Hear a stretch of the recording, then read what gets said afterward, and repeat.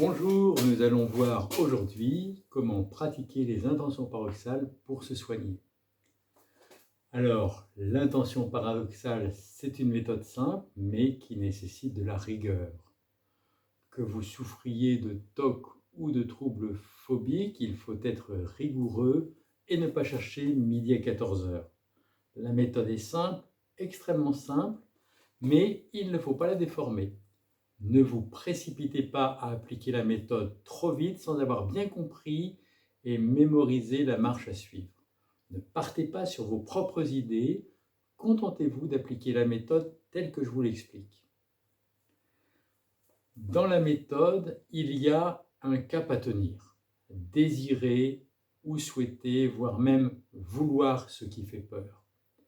Pour tenir ce cap, il ne faut pas chercher à faire à sa sauce. Il faut impérativement suivre en toute simplicité ces trois étapes qui se succèdent. Souhaiter ou vouloir sa peur, ce n'est pas souhaiter le pire, c'est un travail précis où vous allez devoir identifier ce qui vous fait peur pour pouvoir ensuite le désirer, le souhaiter, le vouloir. Pour commencer, appuyez-vous sur les trois piliers de l'intention paradoxale. Puis par la suite, vous passerez à une analyse en 5 temps que je vous expliquerai. Quelles sont les trois étapes à respecter? La première étape, c'est d'analyser la situation dont vous souffrez avec précision, chaque situation. Vous avez identifié une situation où vous êtes mal à l'aise en raison d'un TOC ou d'un trouble phobique. Vous devez étudier cette situation en détail du début à la fin. Observez tout ce qui se passe. Notez-le par écrit si cela peut vous aider. En deuxième étape, recherchez toutes les peurs sous-jacentes. Vous recherchez toutes ces peurs que vous éprouvez dans cette situation. Vous ne devrez en oublier aucune. J'ai peur de ceci, j'ai peur de cela, j'ai aussi peur de ceci et j'ai peur de cela. Il peut y avoir un grand nombre de peurs, repérez-les bien. Troisième étape, il va falloir formuler les intentions paradoxales. Je vous propose de vouloir fermement ce qui fait peur. Sur un plan technique, c'est très simple. Là où vous avez peur de ceci, peur de cela, vous vous dites « je veux absolument ceci, je veux absolument cela ». Un exemple pour bien comprendre. Première étape, analysez la situation avec précision. Xavier souffre d'une anxiété sociale et craint de sortir dans la rue de peur qu'un inconnu l'interpelle et lui pose des questions. Il analyse la situation. Lorsque je sors dans la rue, je ne suis vraiment pas à l'aise, je me sens nerveux, je transpire beaucoup et mon cœur a tendance à s'accélérer. J'imagine que je vais rencontrer une personne inconnue qui va m'adresser la parole, je ne saurai pas quoi lui dire, je vais bafouiller, je vais trembler devant elle, je serai ridicule. Cette personne va me juger, me trouver stupide et bête, je vais passer pour un idiot. Ça, c'est la description de la situation.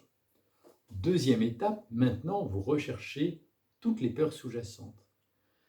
Bien formuler clairement chaque peur. Voilà ce que Xavier repère. J'ai peur de rencontrer un inconnu quand je sors dans la rue. J'ai peur qu'il m'adresse la parole. J'ai peur qu'il me pose des questions. J'ai peur de ne pas savoir quoi lui répondre. J'ai peur de mal m'exprimer. J'ai peur de bafouiller. J'ai peur de trembler devant lui et de montrer toutes sortes de signes d'angoisse. J'ai peur d'être jugé. J'ai peur que cet inconnu me trouve stupide et bête. J'ai peur de passer pour un idiot. En troisième étape, il va falloir formuler les intentions paradoxales. Rien de plus simple. Xavier va remplacer chaque « j'ai peur » par un « je veux absolument », ce qui donne « je veux absolument rencontrer un inconnu quand je sortirai dans la rue ». Je veux absolument qu'il m'adresse la parole. Il faut absolument qu'il me pose des questions. Je veux absolument ne pas savoir quoi lui répondre. Je veux absolument mal exprimer. Je veux absolument bafouiller. Je veux trembler devant lui et montrer toutes sortes de signes d'angoisse. Je veux absolument qu'il me juge. Je veux absolument qu'il me trouve stupide et bête. Je veux absolument passer pour un idiot aux yeux de cet inconnu. Vous voyez, sur un plan technique, cette méthode est particulièrement simple. Il n'y a pas de difficulté. En revanche, c'est parfois plus difficile à réaliser. Et il va falloir y mettre toute votre force, toute votre énergie. Comme vous le constatez, je propose d'utiliser une formule énergique pour commencer chaque intention paradoxale. Je veux absolument. Il s'agit en effet de mettre beaucoup de force, d'affirmation et de volonté dans son intention paradoxale. Vous savez, il y a des gens velléitaires qui ont toujours l'intention de faire ceci ou cela, mais qui ne font jamais rien. Il existe aussi des personnes qui entreprennent avec détermination ce qu'elles ont l'intention de faire. Vous vous doutez qu'il s'agit de faire partie de cette deuxième catégorie de personnes, ou plutôt de faire comme si vous en faisiez partie, puisqu'une intention paradoxale ne doit jamais conduire à des actions paradoxales. Mettre de la conviction dans l'intention paradoxale n'est pas une chose facile. Il faut s'entraîner et ne pas hésiter à mesurer de temps en temps son degré de conviction sur une échelle de 0, sens total de conviction, à 10, conviction absolue. Et si votre score est trop bas, cela montre qu'il faut mettre plus de cœur à l'ouvrage et s'entraîner à mettre davantage dans son intention paradoxale, davantage de conviction. Cela viendra peu à peu si vous êtes motivé. C'est un peu comme un rôle de théâtre. À force de travailler son rôle, le comédien va faire vivre le personnage qu'il interprète comme si ce personnage était vrai. Vous devez parvenir peu à peu à faire comme si vous souhaitiez ce qui vous fait peur en vrai. Vous allez apprendre à dominer vos peurs plutôt que de vous laisser dominer par celles-ci. Alors, bien entendu, il est possible d'utiliser diverses formules pour exprimer son intention paradoxale. Je vous conseille celle qui exprime la plus grande force possible. Je veux vraiment, j'aimerais par-dessus tout, je désire avant toute chose, il faut absolument, je souhaite de tout mon cœur. Idéalement, il faut fabriquer l'intention paradoxale avec vos propres mots, des mots qui vous correspondent, mais si vous n'êtes pas accompagné par un professionnel ayant l'expérience de la méthode, il faut être prudent pour ne pas tomber dans certains pièges. Mieux vaut utiliser les formules proposées, au moins dans un premier temps. Et il y a des formules à ne pas utiliser. Les expressions que vous choisissez ne doivent pas prêter à confusion. Or, il est fréquent en début de soins que les personnes utilisant l'intention paradoxale choisissent des formules ambiguës, notamment le « je vais » plutôt que le « je veux » ou « je souhaite ». Je vais est plus souvent l'expression de la peur, ou je vais trembler, je vais mal m'exprimer, c'est ce que je crains, c'est ce qui me fait peur. Ce n'est pas alors ce que je souhaite paradoxalement, mais ce que je redoute. Ce je vais est ambigu et je vous le déconseille, à moins que vous ne soyez capable de l'utiliser ainsi. Vous allez voir ce que vous allez voir. Je vais trembler, je vais rougir, suer, perdre 3 litres d'eau à mes pieds, je vais bafouiller, mal m'exprimer, je vais être ridicule, oui. Je vais faire tout cela à la fois, c'est ce que je désire le plus ardemment, ce que je souhaite de tout cœur, ce qui me tient le plus à cœur au monde. Pas question d'agir autrement, il le faut absolument, je le veux. Alors ici, bien sûr, ce « je vais » associé à d'autres formules est pertinent quand même. Mais est-ce que vous êtes certain de pouvoir le manier de cette façon? Alors, sauf à être expert dans la méthode, n'utilisez pas cette formule du « je vais » pour mettre en forme vos intentions paradoxales, car rien n'indiquera qu'il s'agit là d'un désir paradoxal. Vous risquez d'être tiraillé entre votre peur et le souhait paradoxal de la peur. Alors, l'intention paradoxale de Frankl, c'est une méthode simple, mais tout de même déroutante. Comme vous le constatez, ça n'est pas si difficile de fabriquer des intentions paradoxales. Il ne faut pas déroger à ce schéma, ni chercher à l'arranger à sa façon. Il y a des peurs par-dessous mes difficultés, je dois les rechercher, je dois les identifier et je ne dois oublier aucune d'entre elles, aucune de ces peurs qui me gênent et surtout pas celles qui me font le plus peur. Les intentions paradoxales que je dois mentaliser pour soigner mes troubles sont des souhaits ou des volontés paradoxales qui consistent à chaque fois à souhaiter ou vouloir ce qui me fait peur selon le schéma. J'ai peur de ceci, donc mon intention paradoxale se formulera, je souhaite absolument ou je veux absolument ceci. Si vous n'avez pas compris ces explications, parce qu'elles n'auraient pas été assez claires, ne cherchez pas à inventer des choses, vous risquez de vous tromper. Regardez à nouveau cette vidéo. Alors, vous savez à présent construire une intention paradoxale, toutefois, il reste encore quelques précisions à apporter. En particulier, votre façon d'aborder l'intention paradoxale doit prendre en compte le problème de santé que vous soignez. Par exemple, dans les troubles phobiques, vous allez soigner votre peur par des intentions paradoxales, mais vous êtes confronté en réalité à deux problèmes, la peur et l'évitement. Les personnes souffrant de phobie ont tout naturellement tendance à éviter ce qui leur fait peur afin de ne pas ressentir l'angoisse, afin de ne pas s'y exposer, tout simplement parce que c'est un phénomène extrêmement désagréable de ressentir une vive anxiété, voire même de subir une attaque de panique dans la situation qui fait peur. Peur et évitement sont le pile et face d'une même pièce de monnaie appelée phobie. L'évitement est le compagnon inséparable de la peur et il risque fort de vous égarer. Reprenons l'exemple de Xavier. Ayant peur qu'un inconnu lui parle dans la rue, il évite de sortir dans la rue aux heures où il y a trop de monde. Il choisit les moments où il n'y a personne dans la rue, ainsi personne ne l'accostera. Il évite la situation qui lui fait peur pour ne pas ressentir l'angoisse qui s'y trouve associée. C'est ce qu'on appelle un évitement.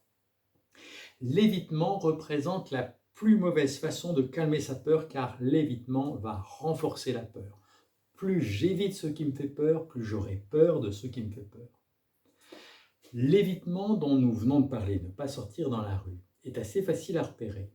Cependant, il existe des évitements beaucoup plus subtils.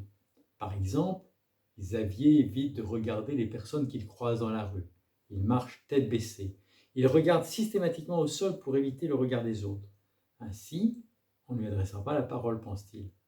Ce type d'évitement est important à repérer et il doit impérativement être recherché pour bien soigner.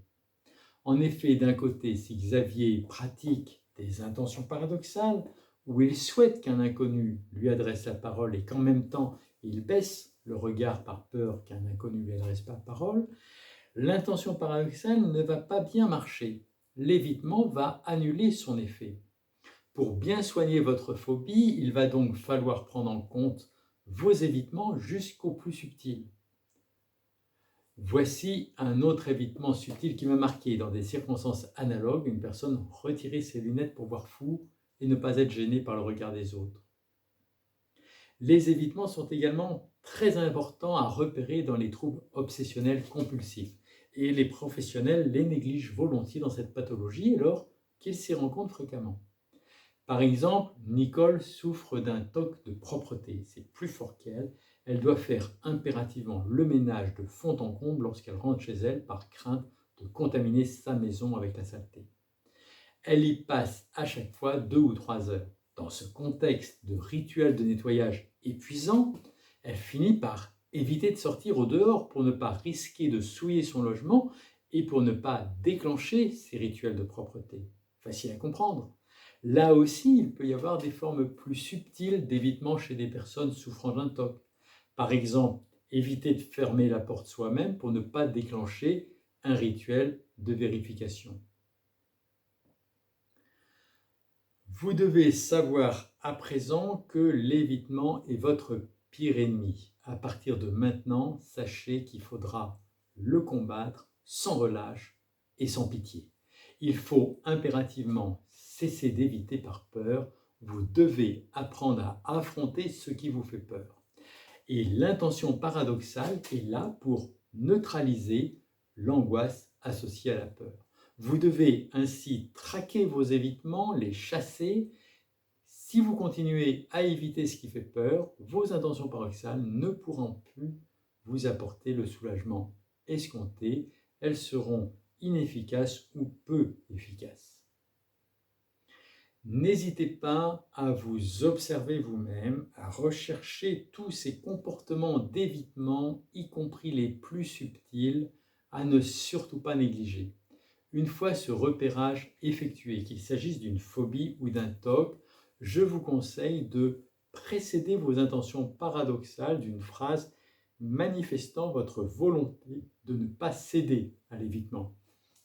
Par exemple, Xavier va affirmer son désir de sortir dehors malgré le monde et manifester très clairement son refus de tout évitant en formulant une phrase qui précédera son intention paroxysale. Il se dira en lui-même avec force: pas question de rester enfermé chez moi à cette heure très fréquentée, je veux absolument croiser des gens dans la rue. Ou encore, plus prosaïquement, pas question de sortir, je veux absolument croiser des gens dans la rue. Il s'agit de prendre acte de son évitement et de le refuser consciemment avant d'enchaîner sur l'intention paradoxale proprement dite. C'est une sorte de défi que Xavier s'adresse à lui-même, et comme lui, vous avez décidé de dominer vos peurs et l'intention paradoxale vous aidera à accomplir ce défi. Pour vous aider à affronter la situation qui vous angoisse, vous allez affirmer votre refus de l'évitement par une phrase énergique avant de vous engager dans l'intention paradoxale elle-même. C'est ce que j'appelle le blocage du comportement lié à la peur, le blocage de l'évitement. Côté TOC, ça se complique un peu. De la même manière, Nicole, qui évite de sortir dehors par crainte de la contamination, affirmera son refus de l'évitement avant de passer à l'intention paradoxale thérapeutique. Pas question de rester à la maison, je vais sortir dehors, il faut absolument rapporter de la saleté, je veux absolument contaminer ma maison. En réalité, les choses s'avèrent un peu plus compliquées du côté du trouble obsessionnel compulsif. Le TOC comprend généralement 4 temps: l'obsession, le mal-être ou l'angoisse, la compulsion, l'évitement. Il va falloir en tenir compte. Dans notre exemple, Nicole est obsédée à l'idée de contaminer sa maison par la saleté. Ça, c'est l'obsession. Elle est envahie d'un profond mal-être. L'angoisse monte. C'est plus fort qu'elle. Il faut impérieusement qu'elle nettoie sa maison de fond en comble. Ça, c'est la compulsion. Tant cette idée de contaminer son lieu de vie l'obsède. C'est la seule façon, pense-t-elle, de se soulager, de faire descendre le niveau d'angoisse. Ici, la compulsion de nettoyage s'est même organisée en un véritable rituel. Nicole doit laver sa maison selon des règles bien précises. Elle y passe plusieurs heures à chaque fois. Ces rituels de nettoyage, comme on l'a vu, sont extrêmement contraignants et épuisants, et Nicole évite de sortir dehors afin de ne pas déclencher le cycle obsession, angoisse, compulsion rituelle et évitement. D'ailleurs, elle évite également d'inviter des amis qui pourraient salir sa maison. Alors, dans le TOC, il va falloir tenir compte de ces différents phénomènes et non seulement bloquer les évitements comme dans les phobies, mais aussi bloquer les compulsions. Vous ne parviendrez pas à soigner correctement votre TOC si vous continuez à compulser ou à ritualiser. La compulsion est un comportement que vous avez adopté par peur. Elle est par conséquent incompatible avec l'intention paradoxale qui consiste à souhaiter sa peur. Elle va en diminuer, voire en annuler l'efficacité. Impossible de souhaiter sa peur et d'avoir peur de sa peur en même temps si on veut se soigner correctement. C'est un message essentiel à retenir pour progresser. Examinons à nouveau la situation de Nicole. Elle nettoie au-delà du raisonnable par peur de la souillir par la saleté. Nettoyer soulage sa crainte de la contamination car nettoyer en réduit le risque. Si je nettoie, pense-t-elle, la maison ne sera pas contaminée. Son rituel de nettoyage est directement relié à sa peur de contaminer la maison par la saleté. Pour se soigner, elle décide de pratiquer des intentions paradoxales et souhaite se contaminer. Mais cela ne se suffit pas. Elle doit renoncer à nettoyer de façon excessive. Elle n'obtiendra aucun résultat si elle continue ses rituels de nettoyage alors que dans sa tête, elle pratique des intentions paradoxales. Il va falloir par conséquent qu'elle cesse de nettoyer de façon compulsive en réponse à son obsession. Et pour cela, je lui conseille d'introduire son intention paradoxale par une phrase de blocage de la compulsion, de blocage du comportement lié à la peur. Par exemple, elle pourra se dire avec énergie: pas question de nettoyer ma maison de fond en comble, je veux absolument contaminer toute ma maison. Si vous souffrez de TOC, je vous conseille donc de commencer par ce que j'appelle cette phrase de blocage de la compulsion, le blocage du comportement lié à la peur, avant de passer à l'intention proprement dit, l'intention paradoxale. Par exemple, si vous relisez une dizaine de fois votre courrier par crainte de faire une erreur, je vous demanderai d'adopter un comportement normal de relecture de votre courrier, par exemple le relire une fois, puis vous bloquerez votre désir irrépressible de vérifier, c'est-à-dire votre compulsion de vérification par une phrase, puis vous enchaînerez l'intention paradoxale pour soigner votre angoisse d'erreur. Ce qui donne par exemple, pas question de relire ce courrier plusieurs fois, phrase de blocage de la compulsion, je veux absolument y laisser le plus possible d'erreurs. Et là, c'est l'intention paradoxale. Il va falloir ainsi adopter le comportement de monsieur et madame tout le monde. Comme vous le constatez, bloquer la compulsion ne signifie pas adopter un comportement paradoxal. Bien entendu, cela pourrait sans doute être intéressant que Nicole souille volontairement son appartement en souhaitant qu'il soit sale pour dédramatiser cette peur. Mais ce n'est pas le but de la méthode telle que je la pratique. Il ne s'agit pas, comme on l'a déjà dit, d'adopter des comportements paradoxaux, mais seulement de mentaliser des intentions qui, elles, sont paradoxales, ce qui n'est pas la même chose. En revanche, il faut chasser toute peur se rapportant à vos comportements et donc adopter des comportements ordinaires, ceux de monsieur et de madame tout le monde, c'est-à-dire des comportements de gens qui n'ont pas peur, ce qui est déjà un sacré effort. En effet, si dans votre tête vous souhaitez ce qui vous fait peur et que vos gestes, vos attitudes, votre comportement traduisent votre peur, on l'a déjà dit, l'intention paradoxale sera inefficace. Elle sera annulée, neutralisée par le comportement de peur.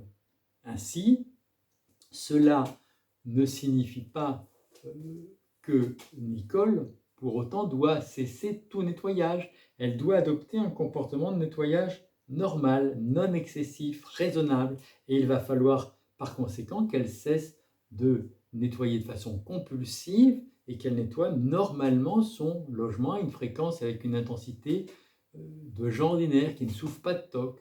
À force de ménage excessif, cependant, Nicole risque de ne plus savoir ce qu'est un ménage ordinaire. Alors il faudra qu'elle se renseigne auprès de son entourage ou de connaissances pour définir le comportement ordinaire qui doit être à présent le sien.